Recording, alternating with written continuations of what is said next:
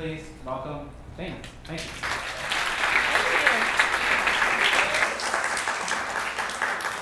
Thank you.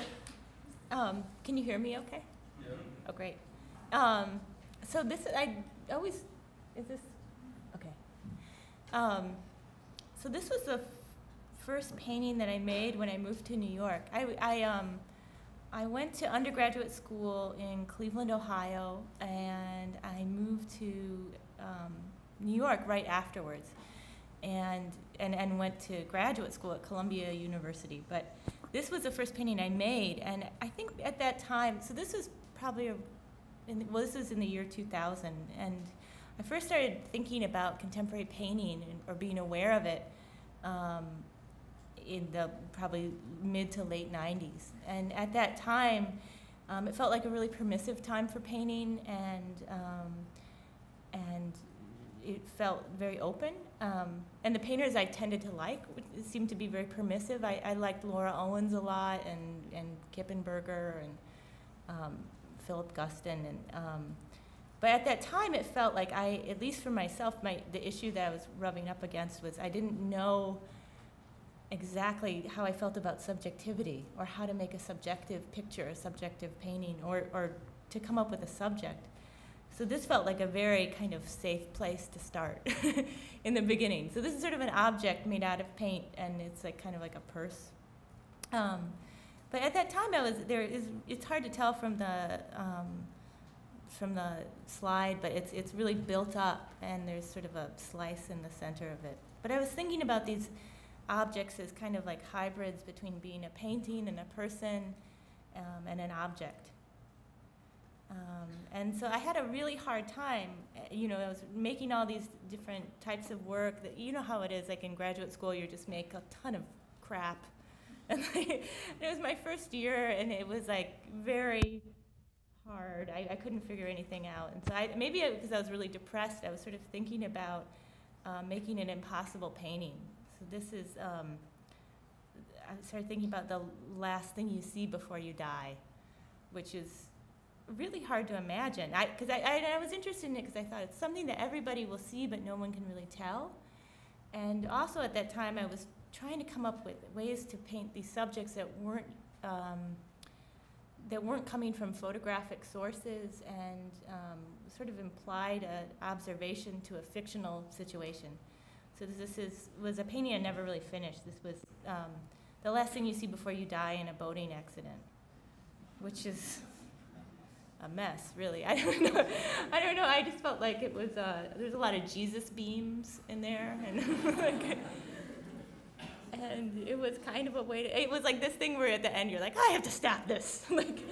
But there was other ideas I was thinking about. I never made those paintings, but they all kind of involved a light at the end of the tunnel in a weird way, like falling into the subway, or opening the fridge and having a heart attack. I didn't make them. And I found that actually they were too hard to make, because what I really needed was information. Information that was both on one hand personal, and like you could only imagine so much, but I felt like I needed some information from the world. So I started looking at what was around me at the time, and there was a lot of single people. This is when I was still in graduate school. It was by the end of the first year, so a lot of people were still single. It was like a lot of possibilities were exhausted. So I thought, well, there's this need, and you could make a painting to fulfill a need. So I thought, well, I could make paintings for my single friends. So I could just kind of, in a way, begin to imagine a subject for them. So I measured my friends. I measured their shoulder area down to their waist, because I wanted the painting to be just right for them, and so they could interface with it. So this was a painting for my friend Susan, who's from Alaska. But she was intense. She was a Scorpio. She's kind of shy. I thought that she could. So I thought maybe she'd like someone a little bit older than her. Like maybe like sort of sensitive too, or quiet. He's a redhead, and they could meet at the Ukrainian dance club. But I was making the painting, he just seemed kind of creepy, just like this heavy breather who just won't leave the room. Sorry. But, and I felt like that was a way for me to know, a guide in terms of like with the if the person felt real, like if you kind of feel like you could hear them or know that person, then it felt like that was the guide to figure out when the painting would be finished. So then, this was around September 11th when I made this painting, and I remember it was a really, that whole event really threw representation up in the air, I think or just the way that you would look at even your own work. It felt like things felt very unstable, and a lot of the hang-ups I had about painting and gesture, and I felt like started to feel outdated, like they weren't really my issues. They might have been an issue for like a generation before me or something.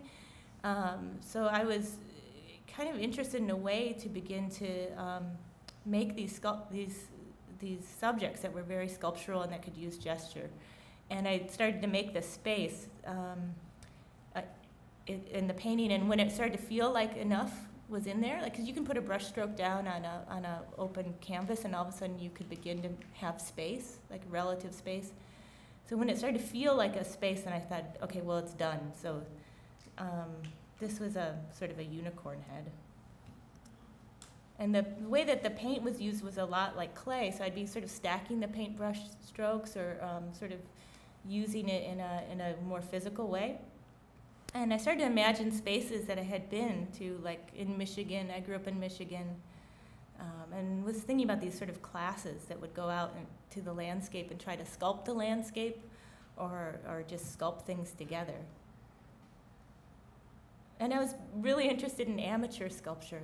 Like when I was in school in Cleveland at the end of the year, there's always these, the dumpsters outside of the school, and everybody throws their old design projects away, or their sculpture, and it just looks insane. And you just think, well, if this wasn't an art school, what would this be? Like there's all these like sculpture heads of the same guy, or but vaguely different. So I started asking friends like what sculpture, and they're also very like super symbolic in a misguided way. So I started asking friends what sculptures they made when they first started to try to make sculptures. So this was my friend Chris. He described a sculpture he made. This was supposed to be about the death of rock and roll and Kafka. And at the same time, I was painting sneezes. And I think this is all coming. I wanted to paint what it felt like to sneeze rather than what it would look like. So I felt like, okay, your eyes would squeeze shut, and there would be this kind of mini explosion within the painting. And I think that prior to making these paintings, I had this like long, horrible summer of making terrible, terrible work, and it was really exhausting. And I remember just thinking, gosh, there has to be a way just to make something just easier, And at that point, I thought, well, I'll just make it simple. Like I'm going to paint sculptures and sneezes, and then see what happens with that. And it felt like such a relief. Like even though in a way it feels like some kind of cop-out, but it felt like by making one simple decision, you could start to really explore all these things within the painting. So this is later. Was The Last Man on Earth from observation. But again, this is sort of coming after the imaginary people for people, and I was thinking about, I was interested in that situation, like as a clean slate, and also a situation where reality would be potentially really malleable. If it's just you and another person, who's to say what the subject is, and then how do you paint this person? So this was a person I imagined, but he had like parts of people I knew, like the eyes of the guy down the hall, or just stuff like that. And I thought, okay, he could be different in every painting. So this is him as a proboscis monkey. And I thought I would make just only paintings of him, but then I started to feel like it really became sort of, I wanted to make other things. So I thought, following the logic of that situation, if you how would you make other subjects in this situation? I thought, well, I could make other subjects out of him. So this was him as the rock band, The Breeders. So there's two halves of his body, those two purple things, and that's like that. And I thought I could use parts of the landscape to make parts of the band. It really ended up just being Kim and Kelly Beal at the end. But I like this idea of thinking about painting as almost like fictional, like that it is a contained space that can parallel the world, and within that space you can kind of rearrange the hierarchies of the world within it. And in that way, you can also, how you choose to represent things is a part of that hierarchy. So you can kind of reorder how the world could appear. And that is, I think, maybe slightly different than narrative. I think of narrative painting is really hard to do, because I don't feel like it's the easiest thing for a painting to be narrative. But it's thrilling when it happens. I think narrative comes from the kind of specific information of like the time and place and or even the light. Like I think Alex Katz is probably really narrative, because his paintings have that light and kind of sense of person, even though they're all so flat, they still have that. And this is him at night making a sculpture. I'll go through these fast. This is a pile of slugs. I was thinking about a moving wall, and this is a pile of zebras, yeah. But it's really just one zebra. But I was thinking about abstract painting a lot, but not really making abstract painting. But I was thinking about like how especially painterly abstract painting could work. This is around 2003. So I was just kind of, at that time, weirdly, this is hard to believe now, it just didn't seem like there was that much abstract painting around. It was, like when I was in school, there was only maybe one person out of the whole program who made abstract paintings. It was like, there was such a kind of question about like what would it be, what would the discussion be around it. So it felt like more of like a space of possibility. And also like an unknown space. This is a painting of Uta Kother, who's a musician and a performance artist and painter.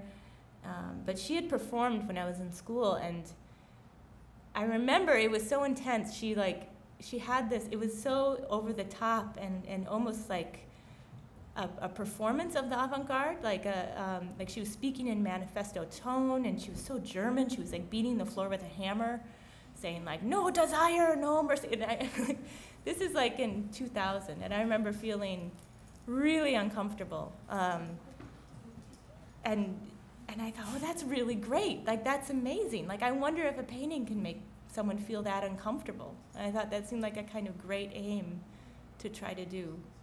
But this is just a painting of her performing. But at this time, I was making paintings of these large paintings of women performing.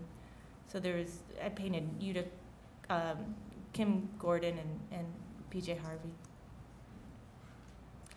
So I was thinking about abstract painting and making these paintings of large women, and then I was feeling really stressed out. So I started making these drawings that I didn't really consider my work, and they were more like doodles, like things you would do on the phone, and they were of people who could eat themselves. And then I became actually more interested in them. I was sort of thinking, well, what if this could be my work? Like, what if I would make paintings of these? And I thought, oh no, that's like way too angsty, and no one wants to see that. Like, I don't even know how to do it, you know, like. But then I started to feel like they actually did have more in common with abstract painting, and they felt very open in terms of figuration. Like, you could paint them, they could build themselves to be whatever form they wanted to be, and their limbs could kind of map out the space of the painting. This is a person building their own legs. And I liked that they were kind of makers, but it was unclear if what they were doing was art. I mean, it was kind of a necessity, but it was hard for me to know if they could even see outside of themselves, because they're so kind of self-involved or self-generating. So I thought they were perpetually recycling subjects, like something that was always in a state of production and they could choose and pick new parts for themselves and had total, like a real hand in their own image. This is a person sort of picking out breasts. That's sort of a hair implant on the top there that's near the... and the way I was painting them is I wanted them to be kind of in this in-between of like, you could really see how they were being constructed. So the paintbrush strokes were very planar and almost like they were all being built as they were being painted. And this is a person eating their own face. I just thought it was really hard to imagine how that would work, like how you could do it, and then thinking about how then you would paint it. And I realized that there needed to be eyes, but also this kind of sight for expression and something that could just sort of devour its own image. And this is someone who's totally self-made, so they're really happy. They're very low to the ground and Swiss. I don't know. And then this is like a reformed group. I was thinking, well, what if there was a group that decided to collaborate or work together? So this is people making a body out of their shared parts that's sort of going all wrong. But I was interested in this table space as like a kind of a surrogate for the canvas, or something where you could move things around and things could be rearranged. This is a this slide reproduces terribly, but it's supposed to be people using their shared parts to build a building, which I thought was the most sort of communal thing you could do. And those are mirrors up at the top that also look like palettes, but I felt like everything could be going on in between the two girls. One girl is sort of talking and the other's not listening. So I was thinking about it like this kind of breakdown of communication, but also a breakdown of just trying to self-organize. And this is a painting called Party. It was made around the time of the Bush-Kerry election. But at that time, I remember not knowing what was going to happen. It was like in the weeks. It was made when the votes were just coming in. So I remember I was planning it in the lead up to that, and I remember just not knowing what was going to happen. So I thought, well, it could just be like this one big group that it kind of registers as one person, or they're trying to hold things together. My friend said that the shape of it looked like an elephant and sort of like a marionette being dropped. And around this time, there was all these protests going on in New York, and this was like the first time I'd seen that many people, like where the landscape could look like just a sea of people on the streets. I wanted to have like a giant crowd in a painting, or see if I could make a whole landscape out of people. And this crowd that was sort of all coming together to witness something all at once, but the body is sort of too big for them to handle. So it's unclear whether they're exhuming the body or they're, or it's being buried, and the toe is sort of pointing at the viewer. So I was sort of thinking about a single viewer outside of a painting with a crowd.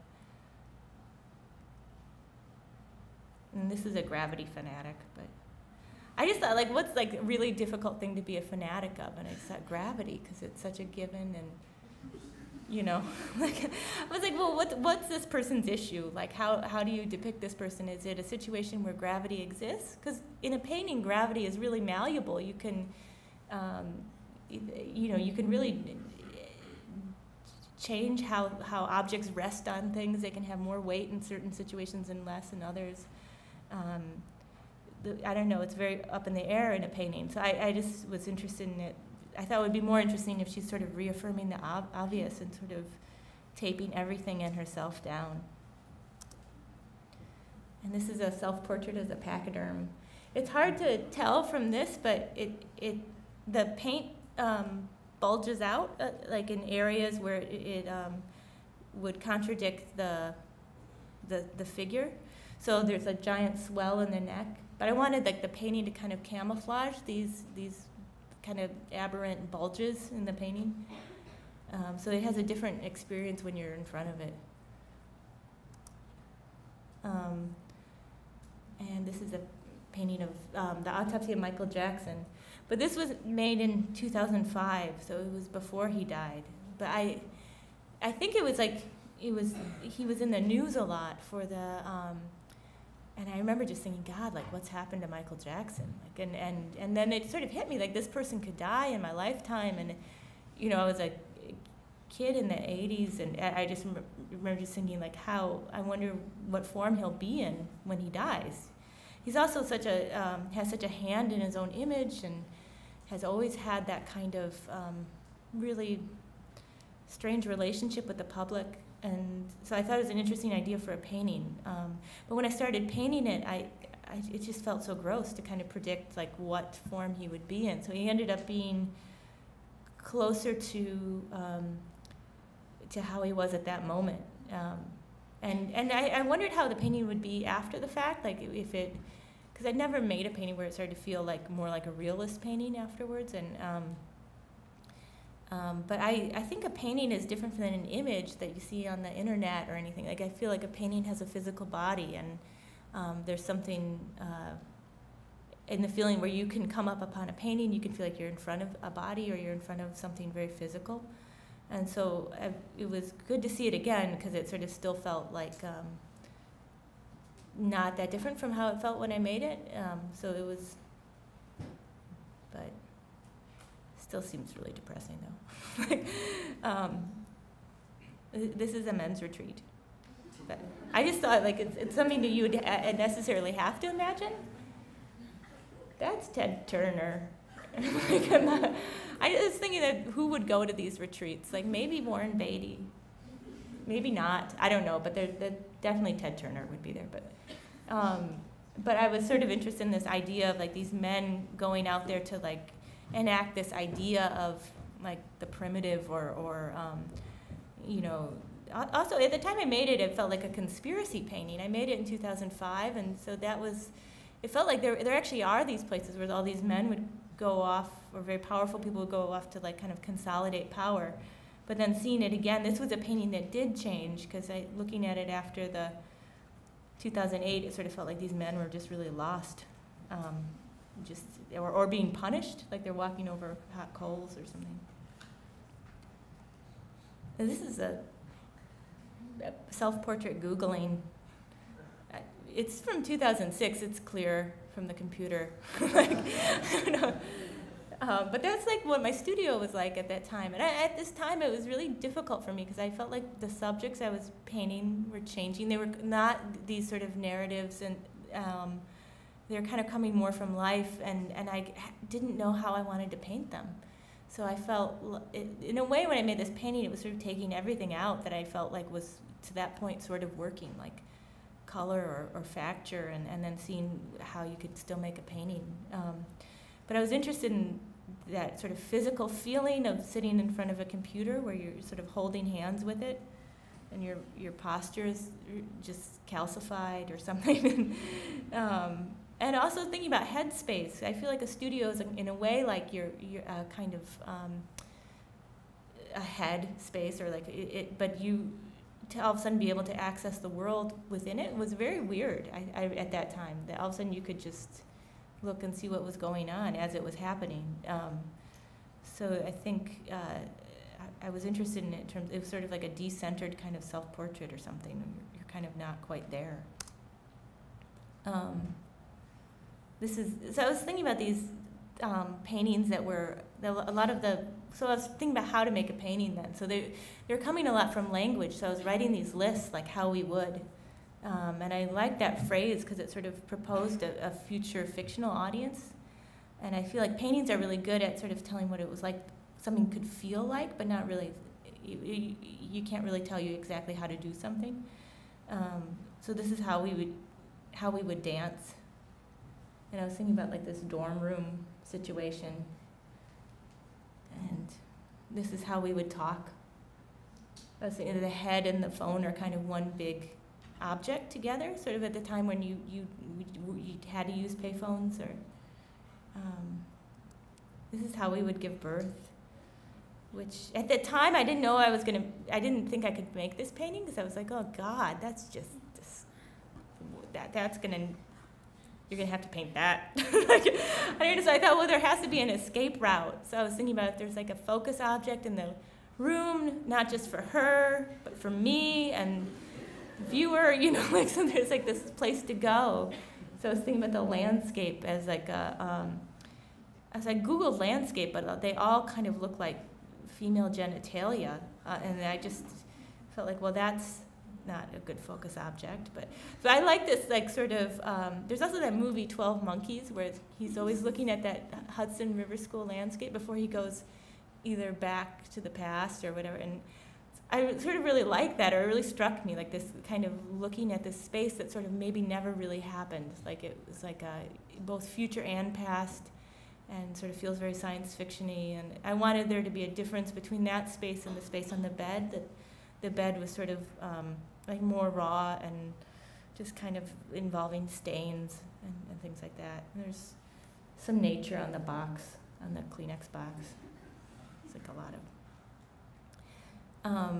and so I kind of was wanting the paintings to feel lighter, but not knowing exactly how to do it. And then I realized that I needed to start drawing a lot more.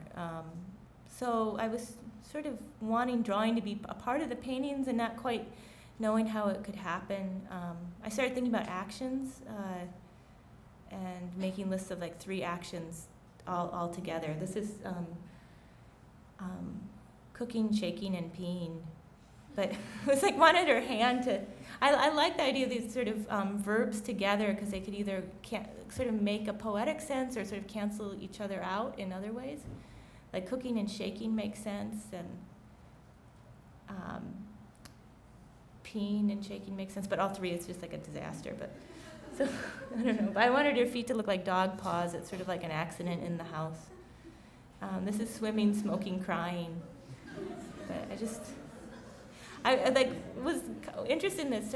I was on the swim team in high school. I was really bad at it. I was like on the B team, which is the team where they put you if you have tendinitis. But like I don't have tendinitis, and I was just on this team. But I enjoyed it. But one of the things that really struck me was that this feeling of being in your own lane. You know, like you'd be swimming, you'd hear the sound of the water, the sound of your breathing, and being really conscious of your breath. So there was this moment where you're, you know, so I was just thinking that breathing and smoking, and in a way it felt like these sort of signals of distress don't really register under the water, crying or smoking. So they're sort of impossible, but I wanted the head to be kind of like a big island. But when I was on the swim team, I would scream every time my head went under the water, because you could do that and you're in high school, and why not?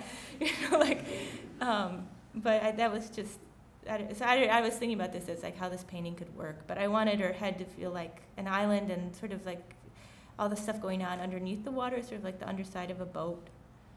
Her eye kind of looked like a shark fin. I'll go through these fast. So I was sort of thinking about how to begin to make these. I was having lunch with a friend who's German and who's very attractive. And there was this moment where I just noticed his eyes were blue, and I felt like I wanted to touch them at the moment of noticing it.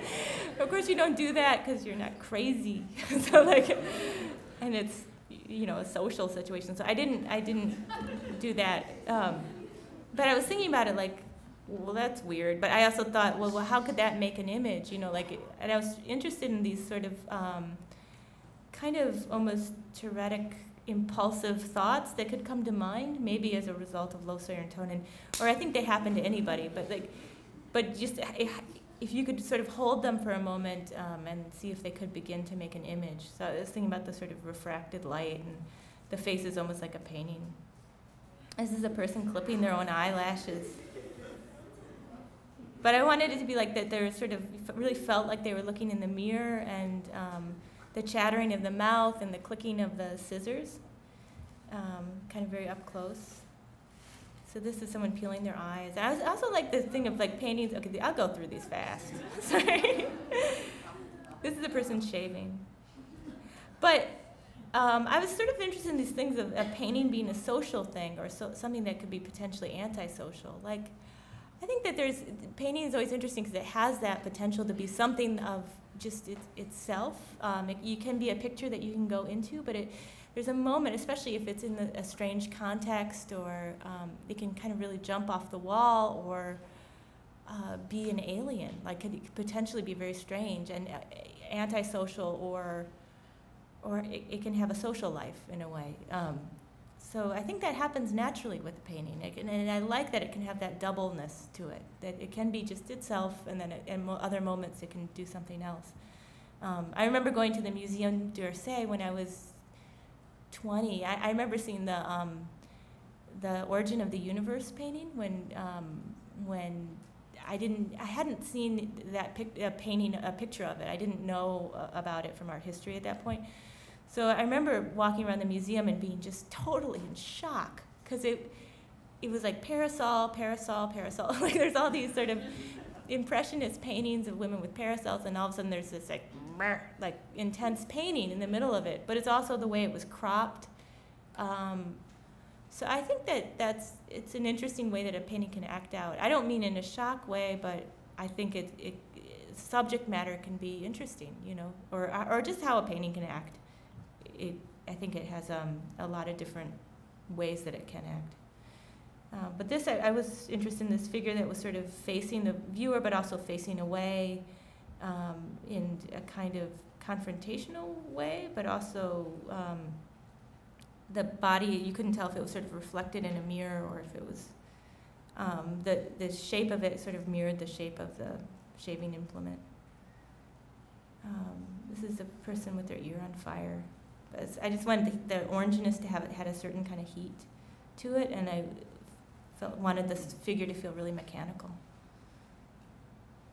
So this is a flasher. I was thinking about a painting that was sort of turned inside out, you know, where you could see all of the seams and all of the ways that it's made all at once, and then the subject is kind of almost pressed up against the surface of the canvas. I thought she kind of looked like a stingray. But at this time I was sort of changing how I was painting, and I had been drawing a lot, but also drawing into the painting and using oil stick crayons and trying to wipe things off. And if a gesture didn't feel right, like I would wipe it off and then redo it again. And I was looking at a lot at Matisse and really interested in how he was making paintings where if it wasn't right, he'd wipe the whole thing down at the end of the night. So he'd lose everything, so he could start, the surface was always open, always fresh, and so I was interested in that. So I started making these paintings like this. This is a woman, and sort of people engaged in activities that sort of mirror the act of making the painting, or in this case, the I don't know, I wanted her body and the piano to have the same kind of weight. There's a really great performance by Shawn Marshall on The Tonight Show, where just the way she was sitting and the way her shirt flopped over her wrists, it was really great. This is people building the boat while sailing. But I thought they could be building the boat with their body instead of not using tools. And I was sort of interested in the subject as a boat of something that was constantly kind of being, like you didn't know if they were enjoying the boat or demonstrating the boat or mapping it out with their bodies, or it felt like the boat was in a state of being remade as it was sailing at the same time. This is a person getting dressed at once. So I think that a lot of the subjects started to be about this sort of simultaneity, or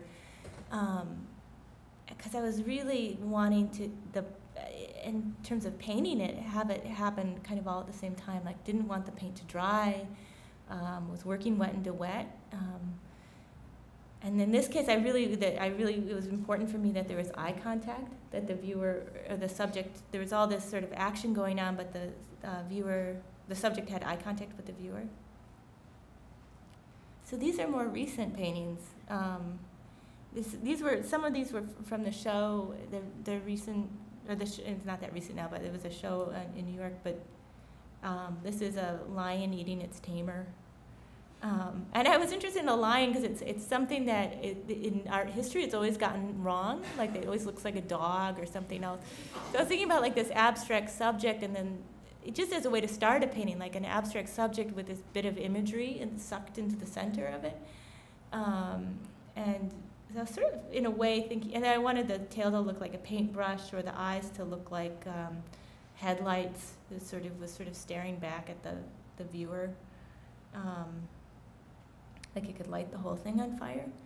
This is a fight in an elevator, and I just was interested in the space of an elevator, like where it's both public and private, and it's something that if you're in an elevator with someone else, you all of a sudden feel very self-conscious, or if you're in an elevator alone, it's very different.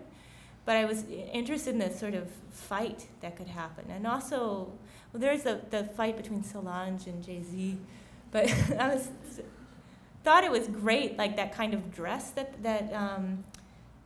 Solange was wearing, that sort of just in a painting way, just as a subject, that sort of tangerine dress, but it was sort of interested in it as a ephemeral image that could be potentially held, or how that could rub up. I feel like a lot of images right now feels like there's this ephemeralness, and was interested in something being held for a second, and then, you know, in a painting it has a different, it just rubs up against how the form of painting in a different way, and I felt like it was a space for gesture, like you could sort of have this physical altercation going on in this very compressed space. And I've been looking at Beckman a lot recently, and sort of thinking about how to structure a lot of narrative information into these really awkward spaces. I never used to like Beckman, but now I think it's amazing. I mean, just like they're so awkward how he structures those paintings. So this is a slow motion shower. I saw something just about duration, like a shower, you don't really, there's a blindness that happens when you take a shower. You don't really remember it, but was interested in that sort of feeling of like feeling your own face as you're washing it, you know, and it can feel really weird. And then just this sort of, also how do you begin to structure that painting? Like you're sort of inside and outside at the same time in the bathtub. And also in terms of gesture, like how do you make the figuration look slow, and water has a certain kind of speed to it. This is a person who's trying to look as normal as possible. Like, I don't know.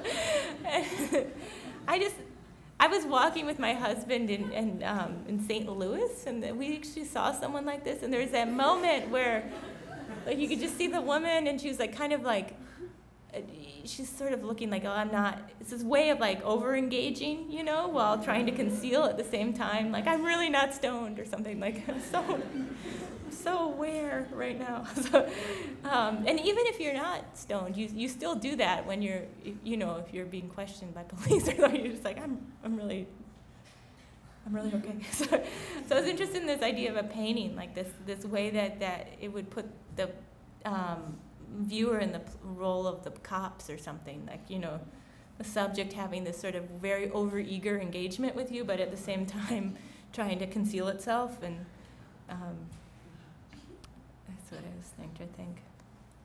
This is another fight in an elevator, and I was looking at a lot of Otto Dix recently, and some of those paintings are amazing. Like this is from the era, or the time when he was making the card players, and he had one painting called Sex Murderer. I don't know, like they're just really intense. And I was sort of thinking about like how would you begin to do that in a painting now, or, you know, like how do you even begin to do that? But like but I was interested in this sort of space in the elevator where everybody is kind of an over-the-top fight where everybody's doing something to everybody. So her face is sort of being smushed by this shoe, and the person's losing oxygen down below. But I think there's also something about those Otto Dix paintings where even at the time they were a little over the top. They like kind of felt like bathos, maybe like almost like too much emotion or something. But sort of interested in that. And this is a couple in bed. This is a large painting. It's like 18 feet wide by 9.5 feet tall. But I was interested in this sort of aerial view of a couple in bed, and making a large painting about something very intimate, because I was sort of feeling that whenever I was making these large paintings, I would have these subjects that were kind of machinic or something, like where everybody was sort of building something together. But I was interested in how could you make a painting where it's just a blow up of something that is not like a history painting, like something that's just like waking up in the morning. So I wanted the whole painting to feel like it was like a book being opened, and that it was almost like you're shaking out the bed, like all the imagery is sort of falling in front of the painting. And I kind of wanted to have that feeling of like you kind of just missed the alarm and you're kind of trying to come back to the world. But those are potted, those are like decorative pots over on the side there, and that's a dog in the basket. And then real quick, I'll just show you these drawings I've been making. Some of these were in the show, but this is like, I started drawing more recently and it's been great. Before I was, would only make sort of almost like football plans or something, like sketches for a painting where it was very rough. And I think I had bad associations with drawing. I mean, I always liked drawing, but I think I didn't know how I would draw as an adult. I think I always thought of art school. Like I remembered carrying tackle boxes and giant drawing pads in the wind and charcoal everywhere. But I don't know, I've been liking making them, and I think it's changed how I've been painting too, because I feel like the size of the paper is is decided beforehand. It's very, so trying to figure out how to structure this subject into a very specific format. This is a lion tamer. And this is a woman without pants running with a bowling ball. Sorry.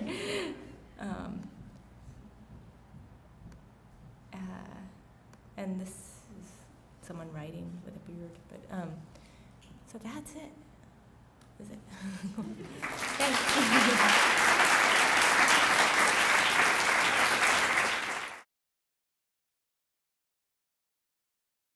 I think on one hand it changed I think the scale of the subject within, like the internal scale, like maybe became more expansive, like where the subject became, more, placed within in the painting, within the painting, and maybe it's also changed the figuration a bit too.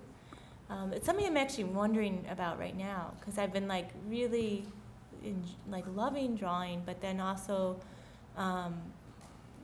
wanting there to be maybe more volume, or I don't know. It's a different mentality. I think before, when I was painting, there was always this hazy idea of what the subject is, and that you don't really know its perimeters. You don't know what it is because it's just like a amalgam of ideas. So you're painting, you're always approximating it or something. Where I think when you spend a lot of time drawing beforehand, you kind of have this like sense of like, no, this is the structure. I really want this to be the structure, like that kind of.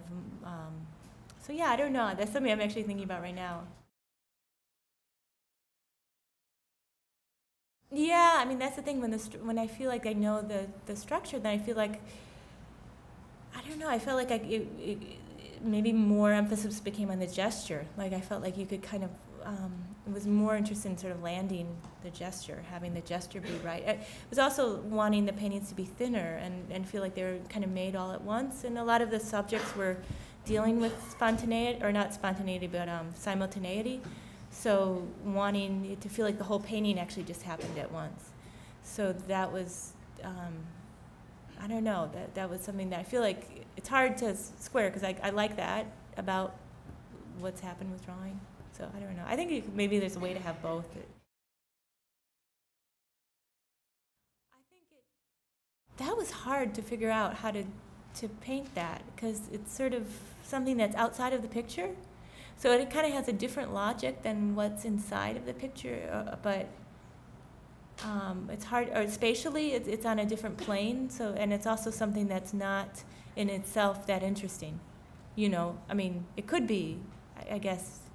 But the way, I mean, if I were to, it was more of like, so it became a deliberate choice, like how do you paint this? So on the first elevator painting, the one with the couple fighting, it was more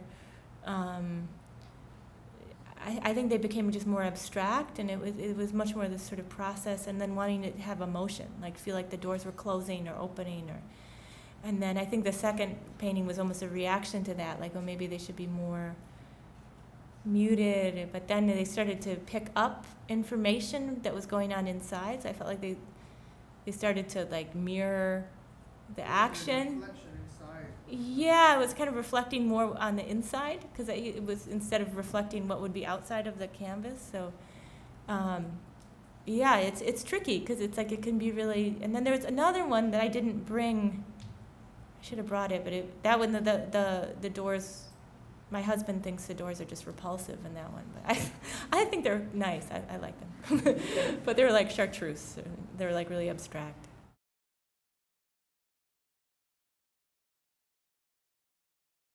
I think a lot of it starts with thinking of like where the subject is, and how certain colors can make a space together, and then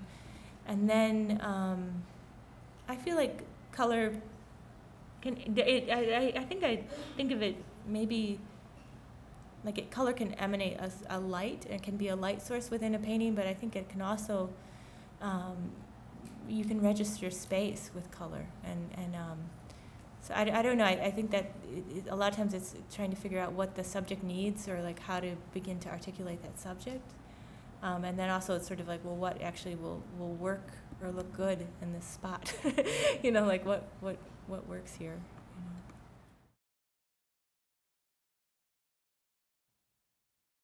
You know? Yeah, I think there are subjects that sometimes it just feels like they don't turn into anything. Like you think about them and you're like, no, it won't do anything in a painting. I think that's more of the issue, because even the ones that are really more intense subjects, like the birth painting or the Michael Jackson one, like I feel like those ones were on the edge, and so then it became more of a challenge of like, how could this be a painting? You know, like can you paint this, and like how would you paint it? You know.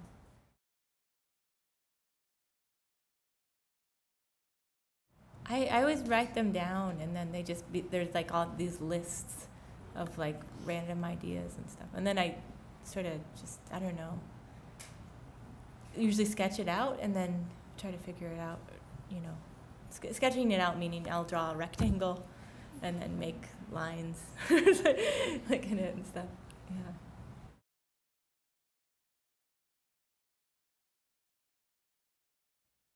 Oh, it was really hard. It was terrible. I mean, if I can I'll just describe it. Like, I don't know, it was my first year of graduate school, and weirdly there was a lot of newspapers on the floor for no reason. I just thought, like, I'm in New York, I should get a newspaper. Like, I don't know why that seemed to go hand in hand. But it was just like, it was a mess, and then I was sort of caught between wanting to make work that was sort of like Luke Toyman's, a little bit Kippenberger-y, but then my subjects were, I couldn't figure out my relationship to the subjects, you know? They tended to just be awkward. I mean, maybe even about awkwardness or something. So I just couldn't figure out, or overly romantic. I felt they were overly romantic at the time, and so I just felt like it was really hard. I remember thinking that I was going to make paintings of sculptures of the landscape, but then they just turned into blobs. Like, I don't know. That actually sounds good, but other than that, it was like a lot of I don't know. It was really hard. And then there was that summer that I was talking about, where I actually didn't paint very much at all, except I made a giant portrait of my friend with a lot of really bumpy ochre paint in the heat. So like that was also bad, and it just looked like a diaper. It just looked really bad. And then that was when I think I thought, okay, I have to do something to make it easier, because I think there's something where, especially as a student, I felt like you should always be making it hard, always challenge yourself, just make it harder or something, or like every idea you have, just like, you know, try to talk yourself out of it or find reasons for why this is the reason why you should be doing this. And I thought, well, what if I just take something very simple and then see what could happen with that, you know? So it was really kind of like just feeling really desperate. Like, I want to make something, and also accepting that I just don't know where this will go. Like, it's like painting sneezes and sculptures, they felt open enough because they included things that I wanted to do, like deal with material and gesture. One was portrait, one was landscape. I liked those things. So I mean, it felt, I didn't know exactly what they meant, you know, together. But it felt like they could begin to turn into, I don't know. I felt like it was just something to do. But I think that is always the case, you know, like you always have feelings of doubt all the time. And I think it's just about trying to not just keep it in perspective, but I think it's important to consider what you actually do love and like doing, you know. I think I was doing that all the time, but I think it got more maniacal later on. I think it was different. I think before it was like you'd write out ideas for why, you know, and I don't know, just, and then thoughts about how this thing could work. It was more like journaling about it, you know, and I think later it was more like almost like a notation or something like this. Sometimes it was a phrase that seems like it could work, and then it could turn into an image or turn into a painting, you know. I typically don't use reference pictures. I don't, so it's always like kind of working it out on the canvas. But I took a lot of life drawing when I was in Ohio. So I felt like it was really helpful to kind of know where the light's coming from in the painting, just to sort of locate something in a space. But yeah, I think that's always the problem with trying to figure out how to paint something, because it's such a continuum. You know, you could be flatter. I think that's something you negotiate when you're painting, because you're always kind of thinking, okay, well, this looks maybe too realist, or this looks too cartoony, or, you know, it's always kind of going back and forth as the subject's coming, you know, you're painting the subject. So yeah, I think that's I think also initially because when I was younger, I felt very uncomfortable with just painting. I deliberately picked subjects that you couldn't photograph, or that you couldn't photograph well, but it was like reality could be malleable. And so it felt like an open space for representation. Like it was like, okay, who's to say if this exists, or whatever, you know. So I think that was something that I was interested in.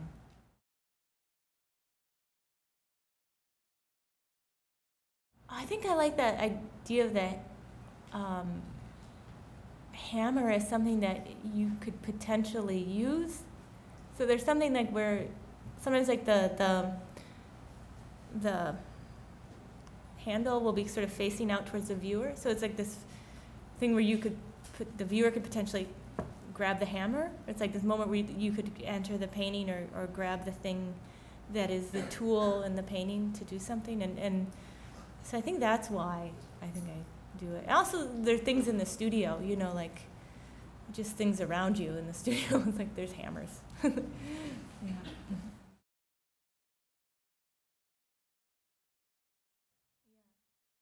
I think there's always like this is something that I felt like I had to learn like after school. It was really hard. It was like the feeling of, and I think it's the case for anything in your life. Like you kind of always want to say yes to things, you know, and this feeling of, so I kind of now think, would I feel relieved if this thing just disappeared? And then if I feel like a physical relief, like yes, I would feel relieved, then I'd say no. You know, and I think that I didn't feel pressure to produce, other than usually the kind of pressure that you put on yourself, I think, as an artist. I think there's always that kind of pressure that you always put on yourself to try to make something that you like. But I didn't feel like any kind of commercial pressure of like, okay, you have to make this because this person wants this thing from you or something. I never felt that ever. And so I think that was good. And then and the second thing about how to, I think that it's hard to negotiate sometimes, just in a general sense, like what you do, what you make, and then what's going on in the world, you know, like, and I think that's sort of, I think it's like you always want to make the thing that you want to see, but sometimes there's moments where you don't know if you want to see that, or you know, you don't know if you want to be making the thing that you're making. So I think that's always like a hard thing, you know, to figure it out. I think that never goes away. I think that was the case before, like that was, you know, like when for any artist, it's always a situation, you know. Oh, this was a really helpful thing. After I graduated from school, like I was in a studio building with a lot of friends from graduate school, and that was huge. That was such a big kind of support system. So we were all really comfortable with each other. It was such a great group of people that we were in school with, and it felt like you could continue the conversation on. And those were people like Mark Handelman and Tom McGrath and Chris Benedict was in my year. He's moved out of the city now, but and Ryan Johnson, and so there was a group of people that we all were really close friends and had a lot of respect for each other. We all made different work, but I felt like that was a really important thing. Also because, you know, if someone was having a studio visit, you could say, oh, you should see my friend, or, you know, it was just a kind of great way to have a reality check or have like a social situation in a work situation. So you didn't have to leave the studio to socialize, which was kind of great. And then, there's artists who I really admire and respect who are contemporary and that I see, and I don't know, should I say people? Should I say people? I don't know. It's sort of, but yeah, I don't know. A lot of people who I went to school with, and at that time, I know there's David Altmed, but I see him, but not as much as I'd like to. But.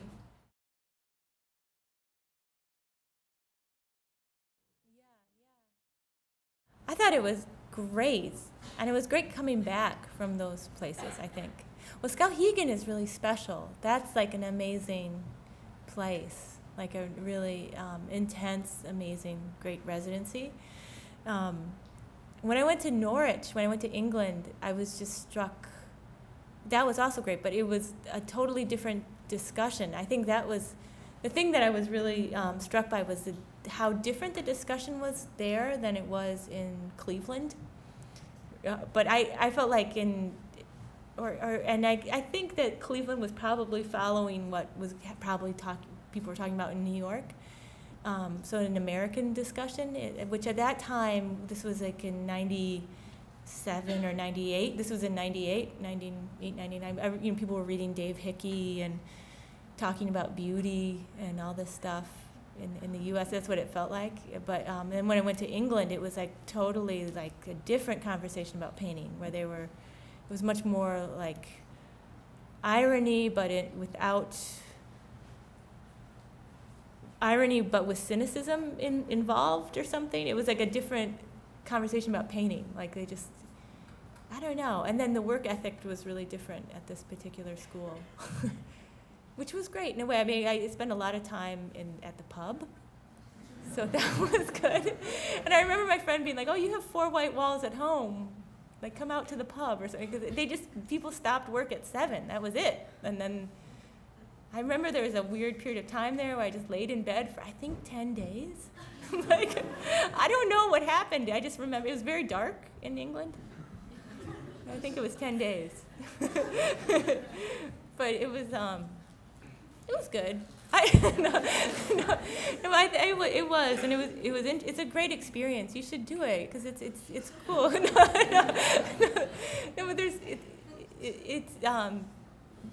but I think it's always really exciting because you just see there's a different conversation. The main thing is just seeing a conversation that's different from your school, because that's such a huge thing. Like that's everything when you're younger. It's like you think that is the conversation, and then you leave and you're like, oh, these other people don't care about this, you know, and then you come back and you feel like you know all these new things about pubs. no, but anyway, Skowhegan's really great, though. I remember at Columbia you had mentors, and Peter Halley was my mentor. And I thought he was great. He was super great. He was great in the studio, and I don't think he was meaning it to be upsetting, or I think he was just trying to figure out what he was seeing on the canvas or something, but he was just like, it's like, your work is kind of like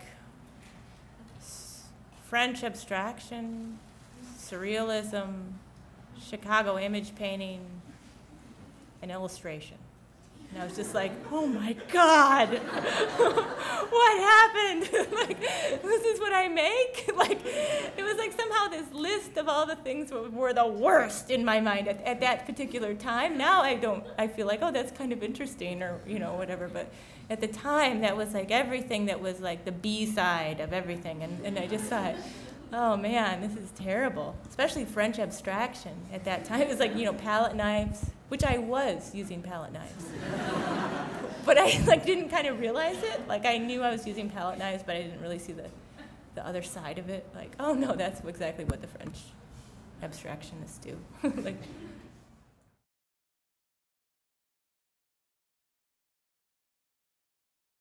it's actually, I feel like it's really, I've been thinking about it now, I feel like it's actually really planned out, which is maybe a problem, but I feel like it's having, I do a lot of preparatory things before I start, but I do it also so that I can act when I'm painting and not stop. So it's kind of like, so it's actually not that planned out. It does change, but the structure of the painting, like I'll know where like the horizon's gonna be, and I'll know where like the head is gonna be. But like I'll mix the paint before I start. Like I'll mix for a long time before I start painting, sometimes for days. So I'll have like maybe 50 or 60 colors just ready to go. And at the end of the night, I'll cover them with plastic and then submerge them in water so that they stay wet. And I'll mix big piles like that, you know, so you can paint, and then you don't really have to stop as much. It's not like you're mixing a new color every time. So you can kind of, I mean, of course you adjust things and stuff like that, but it's like you kind of can just begin painting, and so that's really helpful. And I'll usually have a clear idea. Like I'll have a clear idea of the subject before I start, like, and also like what the subject, my hope of what the subject could be doing, you know. And then you're always just responding to how it's happening and the painting, but I start with a clear idea, I think. I think it would be a thing where certain paintings feel like they could make sense together. So you start to feel like, oh, well, this, usually it's just basically what you want to paint next. So you're just like, oh, I really want to make this painting, but sometimes they start to have like, you kind of react to the last painting that you just made, and you think, oh no, I kind of want to do this painting next, or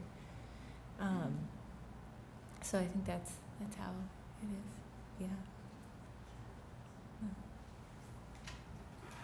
Dana, thank you so much. Oh, cool. Thank you so much.